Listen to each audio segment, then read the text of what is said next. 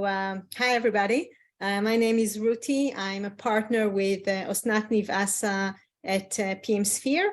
PM Sphere is a product management and customer success company. We have courses and workshops, both in customer success and in product management. And I see a lot of familiar faces from our previous customer success courses. So hello, everyone. It's nice to see you.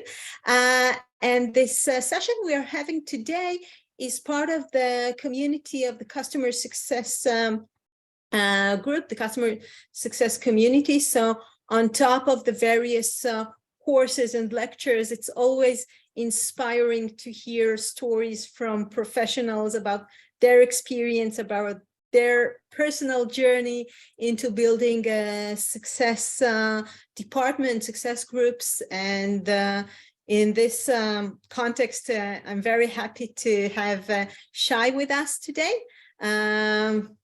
Shai, VP Account Management at WSC Sports, and I will let Shai introduce himself. So, hi, Shai. Hi, Ruti. Yeah, thank you. All right, good to see you all. So I'm Shai. I'm a VP Account Management at WSC Sports. Happy to do this session with you guys. Can we start, Ruti, or do you want to wait a few more minutes? Shall we start? Yeah, it's okay. You're on mute? Yes, let's start. Sorry, I was mute. All right, yes. Cool. All right, let's start. All right, so going backwards to September 27, 2017, as you can see, that's the day I got married. A pretty happy day. And the reason I mentioned that is because after that day, I kind of have decided that I want to look for a new path for my career. And I started to look for a new job. So I was telling to myself, what I know to do is basically deal with clients, with customers. And my biggest hobby is sports. And how do I combine customers, tech, and everything together with my biggest hobby? I was looking for a few months, and eventually I found WSC Sports, which is the company that I'm here for a little bit more than 5 years. I'm going to speak about. That was my first day at WSC Sports back in March 5th, 2018. They're not lifting me up because they are pretty happy that I've joined. It's my birthday. It was my birthday as well. So it was a pretty happy day for me and for the company. And we had a pouring party as well during this day. So pretty few events that were pretty happy. And that's the day that I started. And this is from where my journey started. So today I'm going to first of all to explain a little bit what we do, who we are, just to give you a little bit of more context. And then we'll talk about my journey, like how it started, like what more or less we did in the last 5 years, focusing on the first year and how we scaled up. We'll talk a little bit about crisis handling and how the company dealt with during COVID. With the fact that there was no sports in the world. So I think it's pretty interesting to understand how we dealt with that. And that's it. We'll do like a wrap up. Of course, feel free to stop me with questions. I will do me or Ruti, I assume we'll do like several pauses during the session. And happy to contribute for my knowledge to you guys. So let's start. First of all, the product, WSC Sports.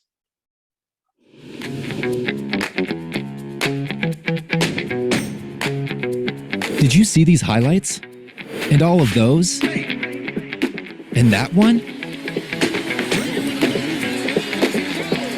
These videos were created by WSC Sports AI Automation.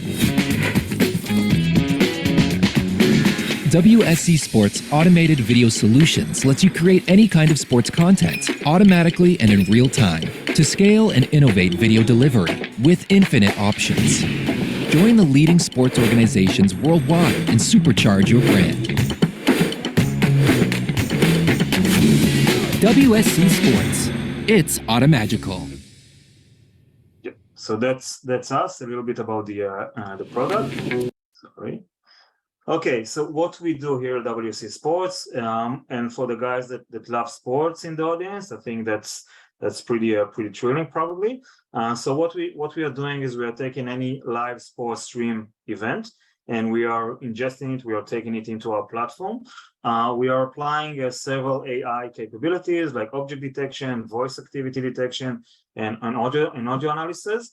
And basically, we are doing an automatic real-time indexing for each and every key action that is taking place during a game. So, for example, in a football game, we'll have like around 300 events of each and every goal, assist, penalty kick, goalkeeper save, corner, and we are indexing it like for doing the game itself in real time. And as part of this indexing, we are creating automatically a clip for each one of this event. And on top of that, we are giving a rating for each one of this event between 1 to 5 stars. After that, we are applying some additional technology to generate the highlights. Highlights, it's not just match highlights, it's more than that. It can be like more than 1,000 type of different type of videos. It can be like player actions, team actions, and different type of things. And from there, from the platform, it's a SaaS platform. So on the platform, our clients can distribute the content to anywhere that they would like, either to the social platforms, web, app, partners, anywhere that they would like. Okay, so the platform basically helped them create these, many types of highlights at scale and pretty fast within one click of a button. Okay, so everything is being done in real time, and they can just like create these highlights in a minute or so. So that's the product. Our clients. So basically, these are the top sports and the sports organizations or organizations that do sports, like Amazon, for example, as you can see over here. So the NBA, the NFL, NHL, the top football leagues in Europe, La Liga, Bundesliga, the Premier League, all of them are clients. Also, we have Israelis clients, of course, that's important. The Israeli league, the Minhelet, as it's called, like the basketball league as well, Sports 5, Charlton, all of these are our clients. YouTube TV as well is a client, ESPN, all the biggest brands in the world. At the moment, we have more than 300 clients and growing. We're growing pretty fast, and it was a good product. We have more than 400 employees that are separated between 6 different territories around the world. If I'm going a little bit to the numbers of the account management team over here, which is just kind of like the customer success, our 2022 NRR was 125%, and the retention rate of clients was 99%. Okay, so these are pretty high numbers, also in comparison to the average in the industry. So just to give you a little bit more context about the happiness of our clients and the work that we're investing over here in WSC, to make sure we are keeping our clients happy, to bring eventually like more value for them, and eventually to bring the NRR into a higher scale. So that's the team at the moment. We are 45 people at the team, and you can see there are different team leads. We are spread around the world. The colors represent like where they are based around the world. So we have at the team at the moment, like most of the people are here in Israel. A lot, like more than 10 are in New York, and we have also people in Thailand and China, which is new recruitment, and we are growing. And the team is, and I'll talk about in a later phase doing the deck. We are divided into several different teams, not just like account managers, okay, not just like CSS. So going backwards to March 2018. Basically, I was the first person to join to start and establish and build like the account management team. And what I want to take you today is through my journey, what happened from March 2018 until today. So the start. When I joined the company, remember at the moment we have more than 300 clients and more than 400 employees. We were 50 employees at the companies, most of them product R&D. At the customer management, I call it like this, like which is BizDev, which is our sales. We had only like 4 people, but the people that manage customers were like BizDev people, product people, and actually like the founders also manage clients, the ongoing relationship. So it's what was a big, a big variety of clients management between the various departments. Back then, we had 60 customers, 20 high touch, and 35 out of the 60 were NBA and WNBA teams, which we consider like a low touch clients. Support, we had like 24/7 support, but the way we did it was through email, Slack, not through like a tool like Salesforce or Zendesk to run this type of tickets that are coming from clients. And it was run by the operations department. CRM, we didn't have any platform, and churn, which is an important thing to say, churn was 0, okay, or retention was 100%. Okay, so clients, when I arrived, were pretty happy from the tool, but as we grow and to scale things up, everybody know that that's not going to be the case. But my goal, of course, is to keep it as much as possible towards the 0. So that was my main goal when I came here. So Shai? from what, Shai? yeah, Can you of go back course. to the previous slides? So several questions. So the goal when you joined the company, the goal was really churn or more like expansion opportunity, or like 60 customers with 0 churn looks like good numbers. So what was the incentive to add? What were your motivations? Yeah, I'll speak about like I have few slides about it. Okay. Yeah, basically like churn was an important thing, but it was more like the understanding that there is no ongoing relationship with the clients. Like basically we are onboarding them and that's about it. Okay, after that we are kind of like forgetting about them, and yeah, we are missing like upsell opportunities by that. Also like the company was quite young, so we were not really approaching like the renewal phase. The contracts were usually like multi-year deals, so and we all need to work towards the renewal in order to make sure the customer will renew, and for that you need to maintain a good relationship. So it was a mixture of like managing good relationship, also like the onboardings, and with that helping like to do like more upsells and increasing like the NR. Great, thanks. I'll just say for all the participants, feel free to add your questions in the chat, and we will stop after a period of several minutes or slides and stop for questions. So feel free to write your questions in the chat section. All right. So from where to start? When you're starting to build like a team and you're the first one, there are plenty of things, dozens of things that you need to decide on where to start. I'm the only person. I need to manage clients, but I also need to build a team. So I need to decide from where do I want to start. What I decided to start from was these 4 points, okay? Onboarding, CRM, knowledge, and ongoing clients, okay? The way I focus on each one of these items is first of all, knowledge. Okay, the product is pretty complex. Okay, it's a product pretty tech savvy. You need to be pretty tech savvy to run this product. You also need to understand sports, and I had to understand everything, like when it comes to how the product behaves, how the technology behaves behind the scenes, like all the business aspects. And it was a complex thing. Remember, I'm the first one. Okay, I kind of like had to self-onboard myself. Okay, because this is the first time we have such role in the company. And I wrote the goals over here. Basically, what I decided that I want to do is to have like one focal point for ongoing clients. Usage focus. At the moment, it's not dollars. We are not like saying, okay, we have like a dollar targets that we need to achieve. First of all, we need to make sure that clients are using the product. And after that, expansion will come, and relationship, because the ongoing relationship wasn't really managed. So I wanted to focus on that, start to identify the right people to build the relationship with, and eventually believe that the growth will come afterwards. Okay, so what I did, like a kind of like I worked front and back, like go deep. Okay, not to understand just like how the product works in high level. I had to go deep and understand the technology and everything. It was pretty important for me to do that before I'm going and approaching my clients that I'm their account manager. So that was regarding product knowledge. CRM, we didn't really have a CRM. So what I had to do during the first month is actually like opening like an Excel spreadsheet and starting to interview each one of the biz dev guys, product founders, to understand what our clients are doing, who they are, from what are the main people over there, what's their main usage.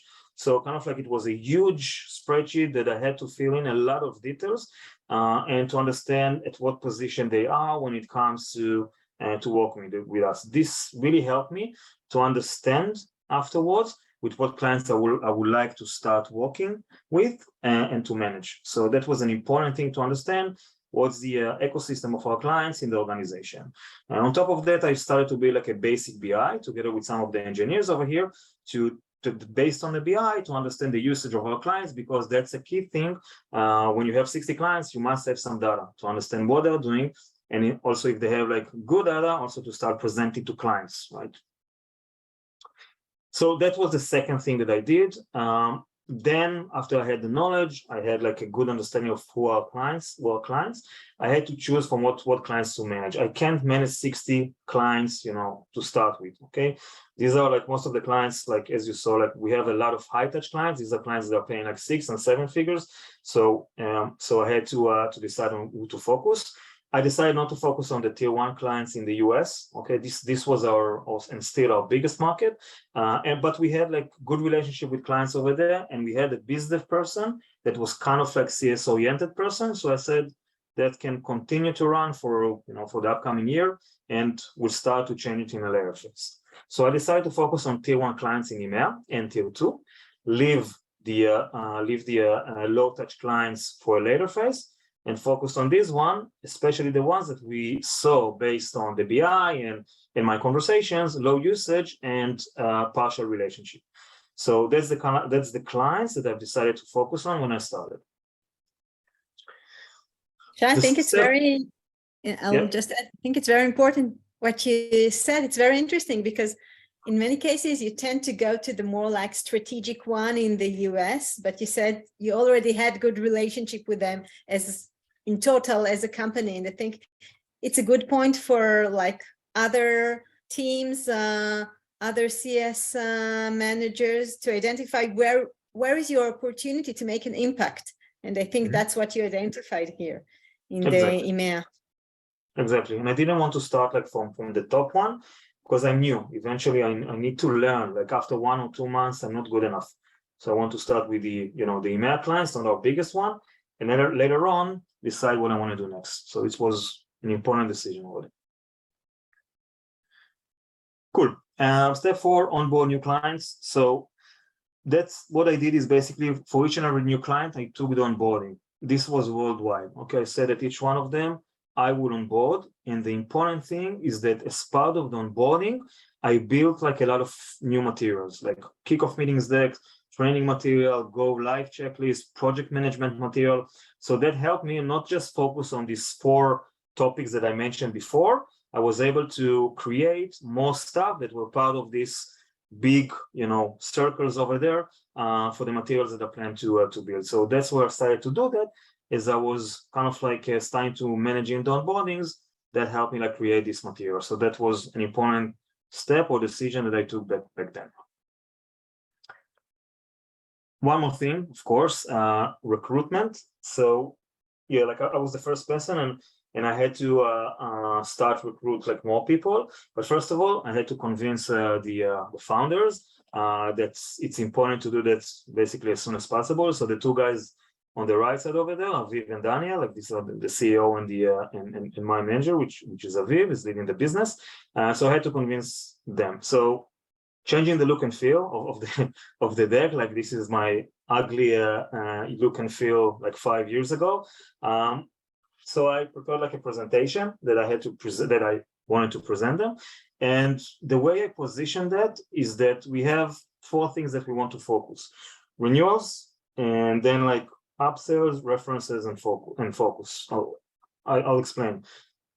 I said like eventually, like I want to make sure that clients will renew the contract. That's the most important thing for me. I want to make sure that they're happy with the platform, they're getting like a good service, they're using it, and when the renewal phase will come, they will sign the contract or call the renewal. That's the most important thing for me, and it's kind of like, of course, relates to retention and churn. Focus. I wanted to take the responsibility from biz dev, product, and from the founders to give them like the focus to what they need to do.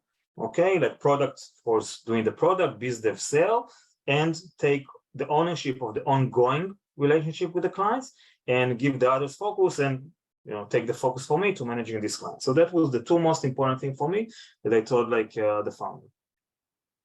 This was like a slide that actually I used like for many years. I kind of like told them like, this is what the account manager need to do. This is what biz dev are doing. This is kind of like the cutting point between sales and customer success, or between biz dev and account management. And that's what we are doing, and it's a lot. Okay, so that's how I presented it. And I had a few more slides over there, but then I had like Shai? kind of like a, Shai, can you go back to the previous slide, because there's a lot of information in it. Is it how you are working today as well, or is this changed over time, the roles and responsibility between account managers and biz dev? we are still working like this, but with minor tweaks. We are more into upsell. It's not like identify upsell opportunities. We are more into doing like the upsells themselves. And also when it comes to the technical parts and the project management, we have other teams within the account management team that are doing that. So the account managers at the moment are more focusing on building the relationship, like showing like more usage and trying to go more into identifying these upsell opportunities. So, and the handover to account manager happens after you have a contract with the customer? Also for pilots, yeah. So we are doing pilots. And okay, so, and in that case, I guess the business development is also involved in the pilot? So yeah, I would say like the way we look at it, like a WSC is managing like a relationship. Like important thing to say that the renewal itself, renewing the contract, is still the responsibility of business. Okay, they are the one that's renewing the contract. We needs to bring like account management needs to bring the clients into a phase that is keen to renew the product, to renew the contract, and furthermore to do some upsell. Okay, that's our goal eventually. So yeah, like we look at it as kind of like the BizDev and the account are managing the relationship going forward together with the clients. BizDev are dealing with like more high stake stakeholders, like the ones that are signing the check, signing the contract, and the account is dealing more like with the team leaders that are actually working on the product. And by that, like bottom up, the upsell can come, or top down, of course. So that's the way we look at it. And successful clients are the ones that the relationship also between BizDev and account are pretty strong and good. Thanks. I'll just remind you that if you want to add your questions, we would be more than happy to hear your thoughts and questions as well. Cool. All right. So I presented basically this slide. I said that I want to, you can see like AM1 and AM2, that I want like 2 AMs to be recruited like in starting like now, to have them like in July and August, one in the US, one in Israel. And by that, we'll be able to move some of the accounts from product, from the founders, etc. What I did is kind of like what if scenario, that if we won't recruit them this year, what will happen? Okay, kind of like to show them like a worst case scenario. Unfortunately, that happened. Like it took some time, more time. They approved like the AM1 and AM2, but it took like more time to recruit them. So yeah, I had to deal like with more clients, and the handover took more time, but eventually we started to recruit, and we got like our first 2 new account managers towards the end of 2018. All right. Any questions? Because I cannot see like the chat, Rudy. So if not, I will just continue. At the moment, there are no questions, but is there any question, anyone? Okay, so let's go on. All right. Scaling up. So back to this slide. So yellow circles. So we have that, or we started to have that. Of course, we need to improve it and change it, but we have like the basis. What's next? So how to manage clients. We have like, I have a team now, right? I have like people. I need to start and explain them like how to manage clients, in what way, what clients to do, what type of clients. Starting to be in like, new processes and more roles within the team. So first of all, I kind of like my triangle when it comes to client management. So, and I talked about it before, first of all, knowledge. Like the way I look at it, you must know the product and pretty deep, also when it comes to the technical aspects and everything, if you want to properly do your job. Like I don't look like at account managers as, pipes. Okay, they need to know all the bits and bytes of the product to be able to have like a conversation internally and externally with the client. It's okay that others will do the task or the work, but they need to understand on what they're talking about. Okay, so that's super important for me. When it comes to relationship, I kind of split it into 2, external and internal. relationship externally with the clients. I think like we are all speaking about it, like how important it is, like how, from my perspective, is important to travel to clients, meet them as much as possible. Like during COVID, when we had these windows that we could have traveled, so I just told the guys that go travel, visit clients. That's the most important thing. And relationship internal, you need to build relationship also internally with the other departments. We are working a lot with products, operations, R&D. We are working with many departments. So to focus and build the right relationship with the other guys in other departments, eventually will help you to do your job in a better way and to improve the external relationship in a way. Okay, so that's also something super important that we need to put more attention on.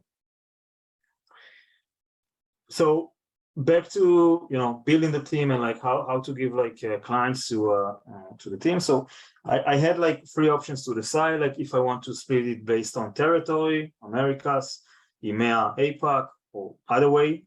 So that was option 1. Option 2, maybe per sport. Okay, I can have like the guys tell one guy you focus on football, the other one will focus on basketball, and let's manage it like worldwide like this, or based on tier. The way I decided to do that is based on territory. So we established like 3 teams, like in 1 team in Americas and 2 other teams like here in Israel, 1 for EMEA and 1 for APAC, and we started to build the team like this to focus on territory. Also, the BizDev team, the sales team, were also starting to work like this, so it was good because the teams were able to align, and the BizDev person was working with the same account manager most of the time, so that was good. When it comes to tiers, the way I look at it is that I don't want to give usually I don't want to give like the tier 1, even a tier 2 clients straight away to new account managers. I believe they need to learn. They need to learn like, from bottom up, to learn like the tier 3, maybe like the tier 2. And then after they're good enough, start and get like the tier 1 clients. So it's kind of like a bottom up approach. That's the way I look at it. Processes. So I won't deal with that, processes, I won't deal with that too much. I'll just say like the 4 key processes that I focused back on 2019. First of all, risk management. You saw that a little bit like on the spreadsheet on the right over there, but I started to manage risk of clients. We're starting to get bigger. We have more than 100 clients. I need to start and manage risk. So we started to have like meetings together with the account managers, how risky the clients are, what to do with risky clients, have like mitigation plan, etc. So we started to manage risk in a very basic level. QBRs for tier 1 clients, also tier 2, and also for clients that we just finished the first year. We started to do like it was like more like a yearly business review rather than like QBR, to present figures, talk about the future, etc. You all know the format of QBRs. Checklists, more checklists to make sure we are doing all the right things throughout the project of onboarding clients. I didn't say it, but like onboarding a new client here it can take like between few days and few months. Okay, the projects are really vary and different. Support is still like under the operations team over here, but my involvement was pretty heavy to start and change things and not just manage things over emails and Slack. So back then we introduced Zendesk to help the guys manage tickets, to have it like in a more of an order way, and how we are scaling things to the account managers, etc. And we also hired like a new support team lead to start and build a support team in operations. So my involvement over there was pretty heavy. So that was the 4 things that kind of like I focused doing the second year. Shai, Can I ask a question? You manage the personal development of the account managers at the beginning. You want them to start with the tier 3 customers and then grow upper. Was it also with the QBRs? So if I'm a new account manager in the team, can I manage a QBR by myself, or will there be someone else joining me? Mm-hmm. So actually, the way we did it back then with QBRs, we had like the new account managers helping with QBRs to the more seniors account managers, and by that they were able to learn. Of shadowing. Yes, shadowing and also preparing some of the material, because in QBR you need to collect a lot of data, build like slides, etc. So there, and by that, it was a good way for them to understand how to analyze the clients. So that was pretty helpful for the senior account managers. But yeah, like for the first QBR that an account manager is doing, like a senior account manager was usually shadowing him.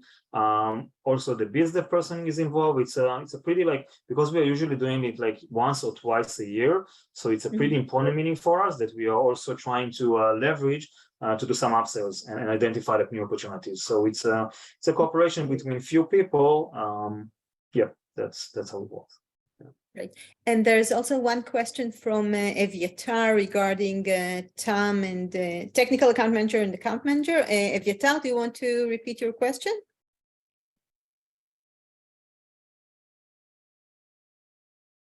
Hi, Evyatar. We can't hear you. Yeah, I can read the question. I will touch base about it like later on. Okay, like in a few slides. Okay, I will address that. No problem. Okay, thank you. Hey, hi, Vieta. Nice to meet you. All right. All right. All right. It's actually like it was. I didn't tell Vieta to say anything, but that's exactly that. All right. Scaling up. So you saw before we have 45 people at the moment. Okay, not all of them are account managers, of course. Okay, like it's kind of like half of them are account managers. So back in 2018, when we started to scale up, so we started to recruit more people. So we recruited like at the end of 2018 and early 2019, we recruited like our first account managers. We continued to grow. And back in 2018, we also introduced like a new role, a technical account manager. So what we said is that there are a lot of technical stuff. As I said, the product is pretty technical, that someone with more technical knowledge can help us. So basically, we brought someone from R&D that had like more technical knowledge with SQL and some other languages to help us. The important thing with that was that the role of a technical account manager helped us a lot to bring new clients to live without the assistance of R&D. Like at the moment, for most of the clients, we don't need R&D assistance to go live. We can do it like, as I said, like in a few hours if needed, okay? And the technical account manager is the one that is actually building the platform from a technical perspective, also working with the clients to do that, okay? So these are, technical people that have like access to the database, can build like these new platforms and many more things, and also like our customer facing, okay? So that was the second role that we opened. Evyatar, is that answering your question? Yes, it is. I mean, the challenge I'm facing in my organization, my previous organization, is why do you need both? Why the technical account manager is not doing the account management as well? Why your account managers are not technical enough? It's all, mainly in my previous play, there's always like a tension between those two roles, not just internally, but on the way the management is talking about you and other teams are saying, like your CSMs are helpless and things like that. I agree. It's a challenge that I'm facing until today. I'm getting questions about it. As you'll see, we have more roles, so it's becoming even more complex and more questions. I would say that like I'm still recruiting like account managers that consider technical from my perspective, okay, so that they can understand like I'm asking a question like, do you know if I'm telling you like what's an API? Do you understand on what I'm talking about? Okay, like I'm asking these questions, like doing an interview with like an account manager as a candidate. But what I'm saying, what we were doing is that the account manager cannot do everything. Like he cannot do like the onboarding, the stream test in our side, or set up like a new platform, and together with that, like maintain a great relationship. Also, I see that like as a different skill set. Relationship, maintain like relationship, going to a client, like drinking a beer and like, improving that. It's a completely different skill set than doing like the technical stuff. So from my perspective, this separation was a must. And I think like eventually it was proven to be like a good decision. Yeah. Cool. Growing, still account managers, technical account managers. We introduced like in 2021, like a new role, delivery manager, which is kind of like a project manager. We had our basic package that we saw before, but we started to develop like new products. And also like our projects became more and more complex.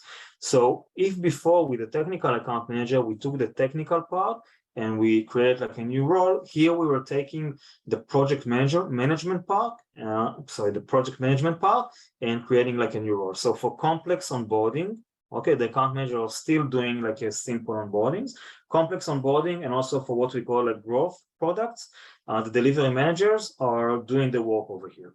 So delivery manager like is kind of like come and goes, like is, you know, we have a project, he comes, hi, I'm Yossi, the delivery manager. He's doing the project for 2 weeks, a month, 2 months, and then he's out.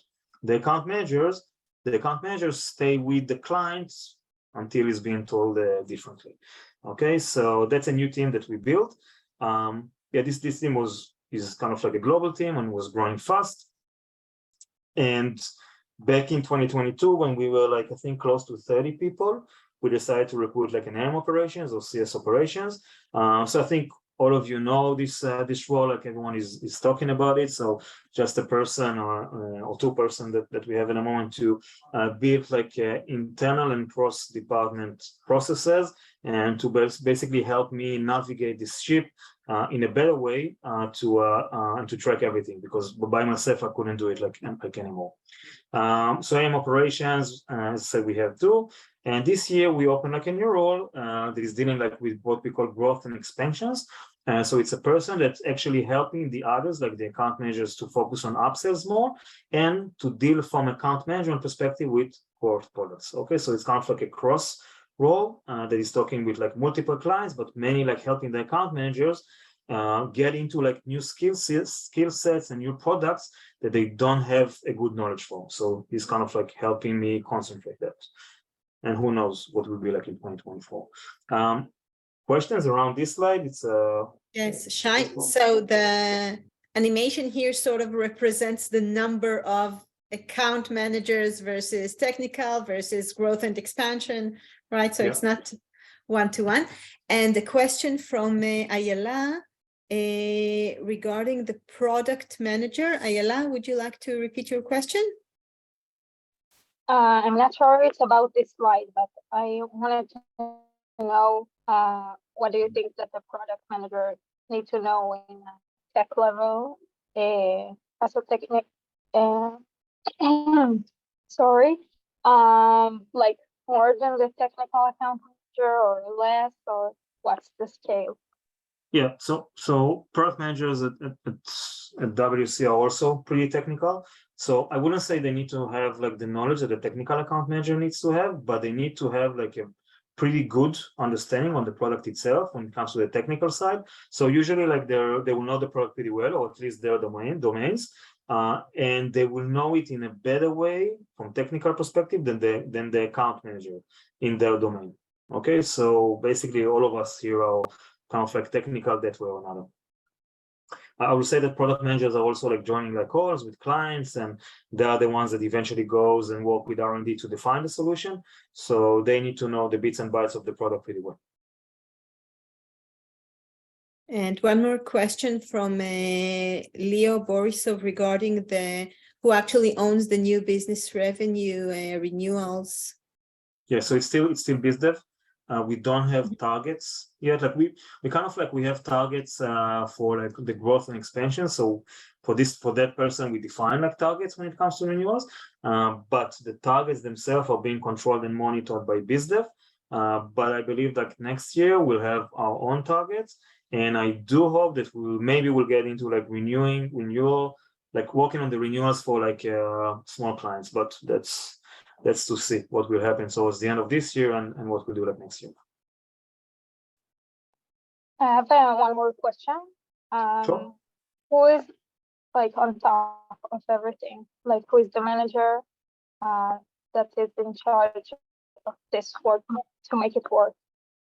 The account manager is like, if you need to define like I would say like a mother and a father. It's like a hierarchy over here, or I thought it was different. No, it's not a hierarchy. Like each and every like role has its own manager. Okay, so the account managers, we have 3 territories. Okay. Technical account manager, we have a team lead. Delivery manager, we have a team lead. AM operations, we have a lead. And above everyone.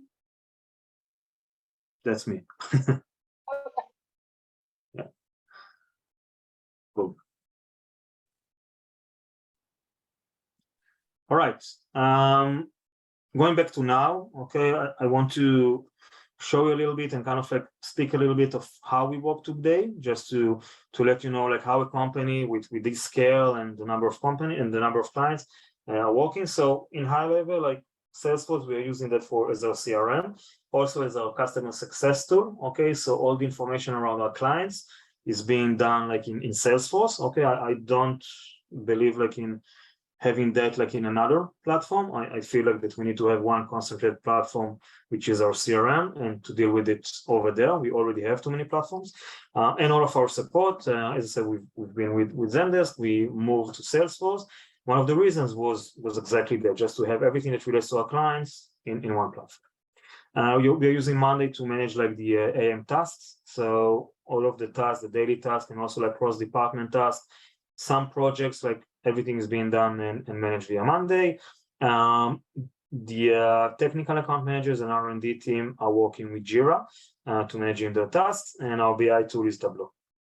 So if you have any questions around one of these tools and how we are using that, like feel free to ask.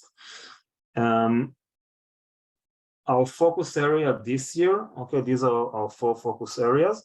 Okay, and I'm going to show you a little bit what we did with that. So contraction. So basically you saw like churn is not like touch wood, of course. Yeah, it's not a big issue at our side. Like we are the retention rate is quite good. But on the other hand, like from contraction perspective, we do see like clients that are not renewing the contracts in the same amount that they had like the original contract, and that became like a concern.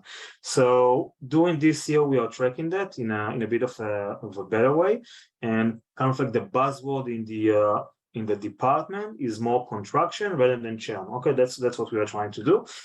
We also kind of like you probably know this graph more like from biz dev or sales, when they have their targets and everything. So we also define like a target for contraction. Like, of course, we want to be much lower than that, but we have kind of like a target, and we are tracking like basically on it's on a monthly basis. We're tracking the actual what we have and the adjusted, which is kind of like based on our focus. Okay, so we have these 3 lines that we want to make sure that eventually will stay below target, okay, and that the actual will be, of course, as much low as possible. Okay, so we are tracking that like pretty heavily these days by our AM operations. Another thing that we developed, and I must give the credit over here to AppsFlyer that are doing like a similar process. It's a feature request flow. We got a lot of requests from our clients, but it wasn't managed pretty well, not by us, and also the product didn't get like a good visibility. So we built like a new process via Salesforce that the account manager can actually fill in a form with a feature request with all the details, like what problem it solves, if it can bring to an upsell. If we won't develop this feature, the client might leave. All this type of information that eventually will help the product manager take a decision if to develop this feature or not.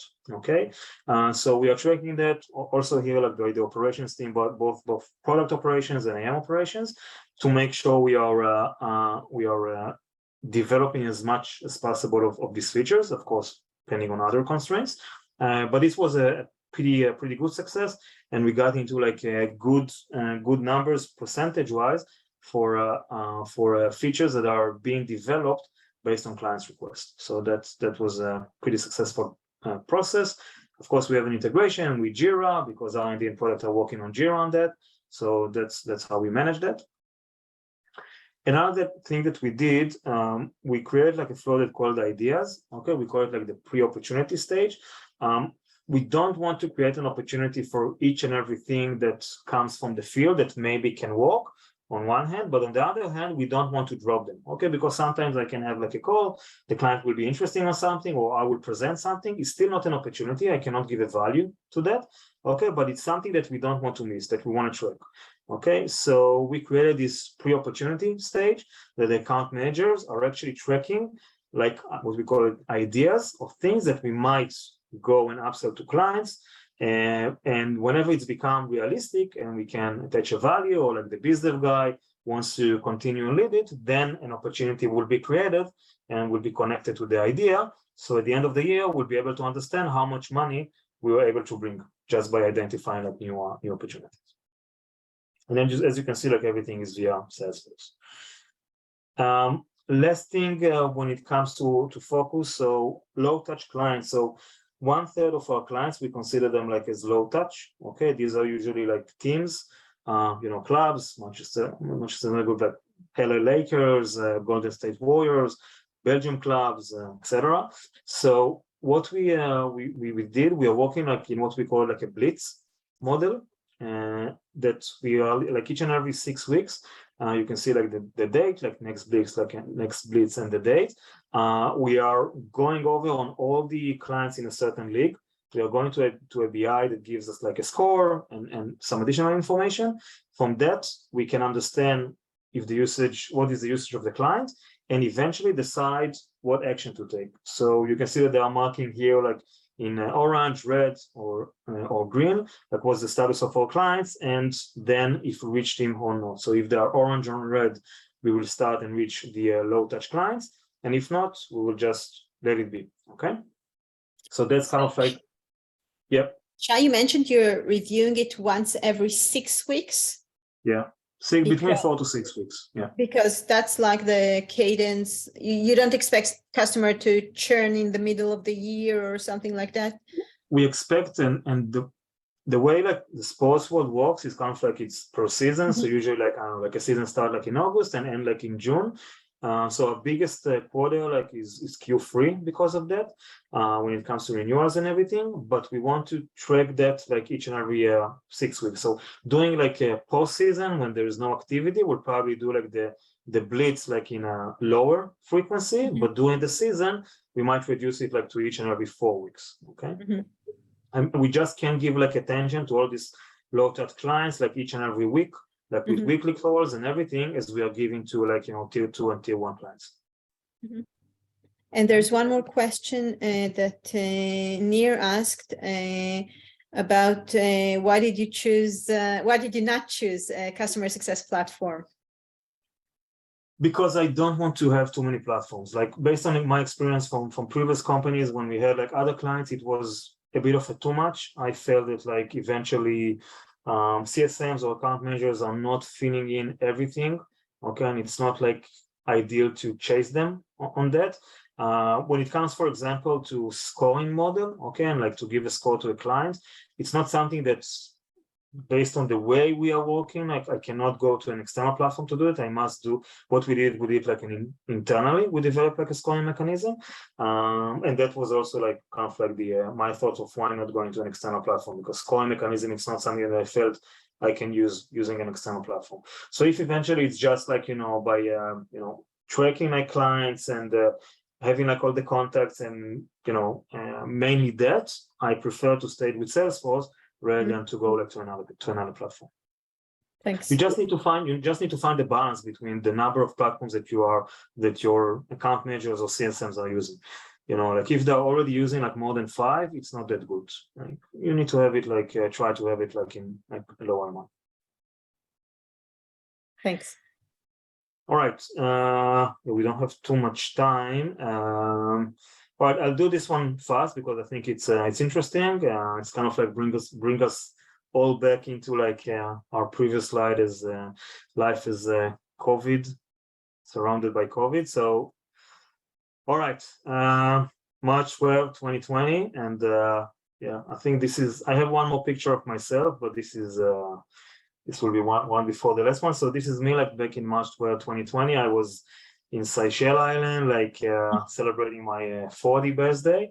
And when I was there, actually, like, if you remember, like back in Israel back then, like was this guy in Pirata Adom, right? That's got like COVID. It was like patient 0.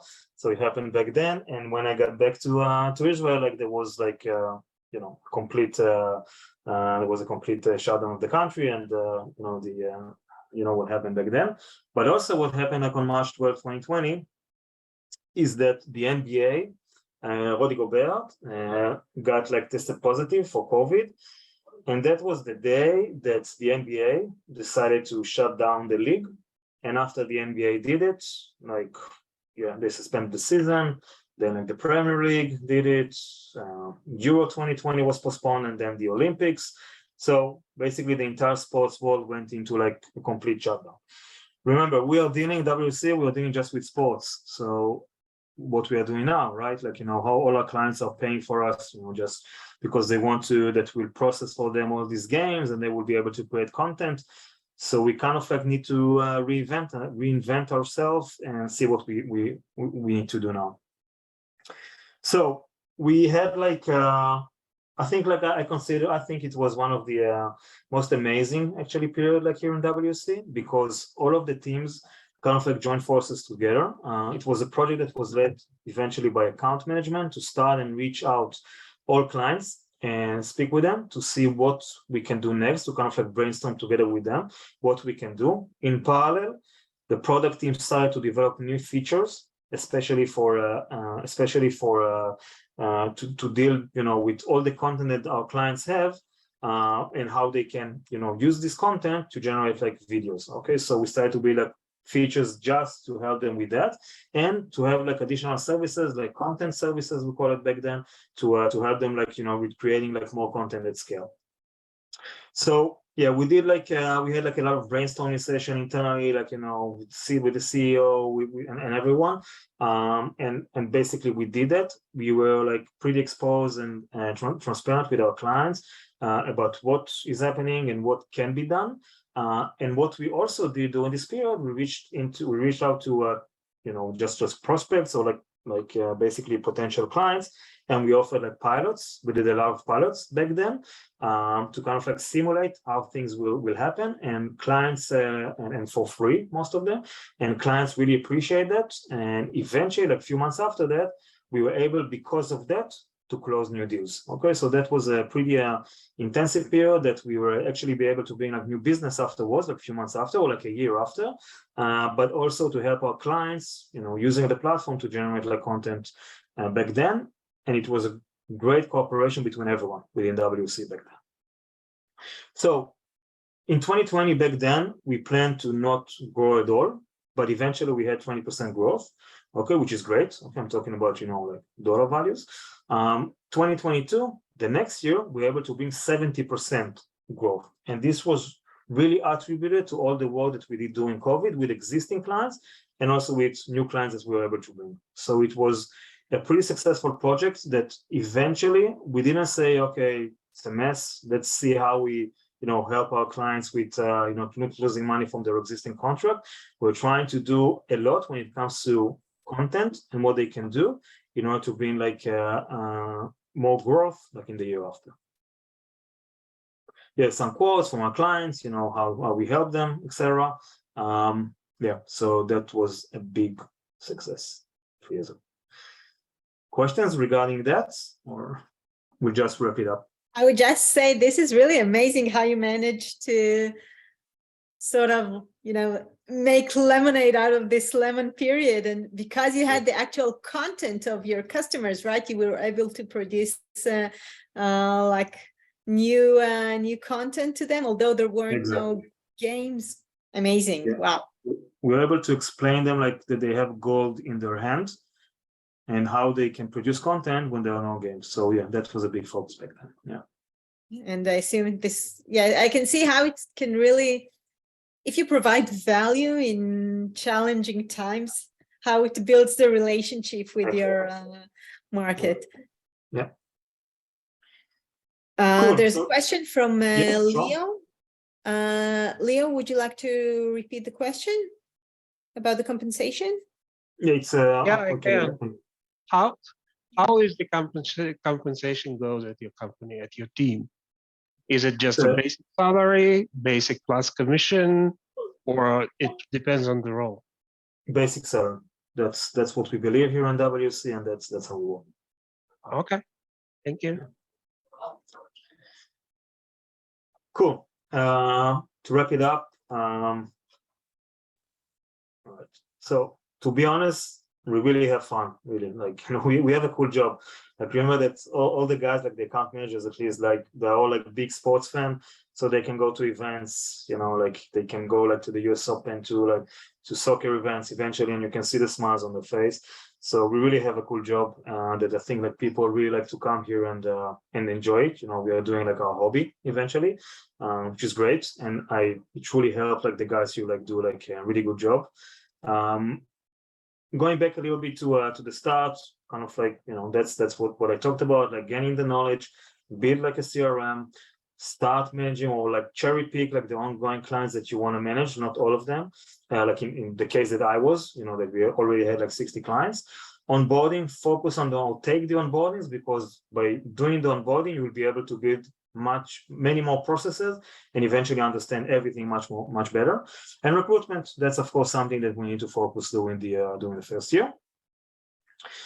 My triangle, okay, the knowledge, relationship, external, relationship, internal, that's kind of like, you know, what guides me also today.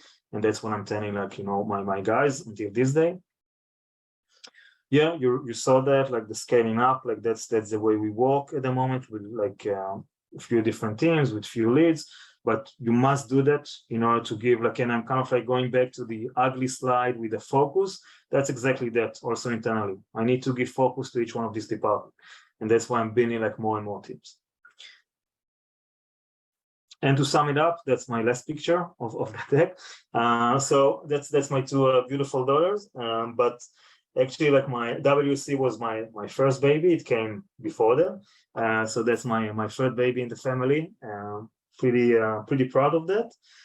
And yeah, I hope you and LeBron James had a good time doing the session. Wow, thanks, Shai. This sounds like a lot of fun. Yeah. Question regarding the roles. The delivery manager manages the onboarding stage. Yeah, if like the way we do it is like if the onboarding is a complex one or like and it needs to focus on like pretty like deep project management stuff or technical stuff, so the delivery manager will manage it together with an account manager. So we'll always assign an account manager to focus more like on the usage, defining like the use cases together with the client, because he's the expert when it comes to the, you know, what the client can do the best when it comes to the product. Delivery manager will manage on delivering stuff, delivering the project that will be able to go live on. So I wanted to ask, if I'm managing a customer success team, do you have some tips? When is the right time to add a delivery manager? Trying to go back, like when I decided to do that. For me, it was when we were like around, I think like 12 account managers, like when we had like probably around 200 clients, something like this. And I just felt that the guys, I think, yeah, kind of like maybe like a tip over here. I had like a big challenge when it comes to recruiting people that had like all these skill sets. Project management, like, you know, good understanding of clients, technical stuff. So, and it really helped me. Like if I'm taking a little bit like the project management part, I can recruit like, you know, CSMs that will focus on the usage and everything that goes with that. And also when we started to grow and we started to have these growth products, okay, I felt that I need to, and we had started to have like these also small projects, I felt that I need to have people that will be dedicated only to that. It was too much information for the account managers to digest. So one last question by Yariv. He asked, how do you measure the time to first value? It's very difficult to measure value, to be honest, in our world. So that I can, you know, like in a QBR, I can tell like our clients, this is your ROI. Okay, remember that we are dealing with videos that go to social. How can I, you know, say that 1 million views in Twitter equals to $100? Okay, just an example. It's very difficult. Okay, so it's pretty difficult to do that. So I wouldn't say that we are measuring that because it's pretty difficult to measure that. But definitely when we see that more and more content of WSC is like across all of the platforms, like social, app, web, and other platforms that they have. So we definitely can say that, hey, this client has a value. Great. So unfortunately, we ran out of time. This was really super interesting. and looks like a lot of fun also. But thanks for sharing all this knowledge and experience, and thanks everyone for joining us today. And as we said earlier, we will have the recording and we will share it with everybody, and we will share hopefully in the next few days, weeks regarding the next event. If there's anyone who would like to share their own story and experience, we are always happy to hear more stories. And Shai, I guess you will send also your contact details if anyone wants to ask more questions. Yeah, I'll share my contact. I can also share some of the slides, no problem. So yeah, that's fine. Thank you very much. So thanks everybody. Bye. Bye-bye. Bye-bye. Thank you.